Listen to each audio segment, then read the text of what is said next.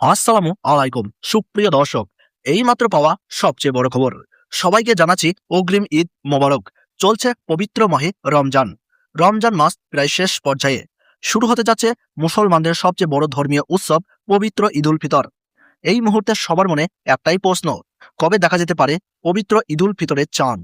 এবার 29টি রোজা নাকি 30টি? এছাড়াও এই মুহূর্তে সৌদি আরব থেকে কি তথ্য প্রকাশ করা হচ্ছে, এই বিষয়ে আরো বিস্তারিত জানতে আমাদের ভিডিওটি সম্পূর্ণ দেখবেন।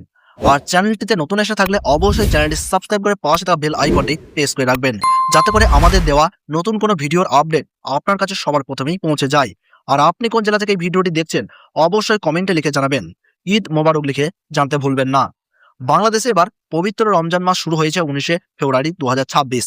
এক মাস সিয়াম সাধনার পর শাওয়াল মাসের চাঁদ দেখা গেলে উদযাপিত হয় পবিত্র ঈদুল ফিতর, যা সকল ধর্মপ্রাণ মুসলিমদের জীবনে অত্যন্ত আনন্দের দিন।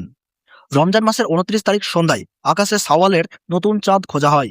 চাঁদ দেখা গেলে পরের দিনে ঈদ, আর চাঁদ দেখা না গেলে রমজান মাস 30 দিন পূর্ণ হয়ে তার পরের দিন ঈদ উদযাপিত হয়। এদিকে বিশ্বের বিভিন্ন দেশ সহ বাংলাদেশেও এবার পবিত্র রমজান মাস 30 দিন পূর্ণ হওয়ার সম্ভাবনা রয়েছে। সেই অনুযায়ী আগামী 21শে মার্চ পবিত্র ঈদুল ফিতর উদযাপিত হতে পারে বলে ধারণা করা হচ্ছে।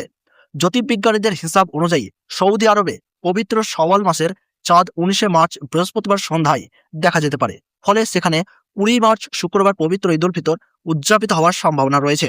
অন্যদিকে বাংলাদেশের শাওয়াল মাসের চাঁদ 20 মার্চ শুক্রবার সন্ধ্যায় দেখা যেতে পারে।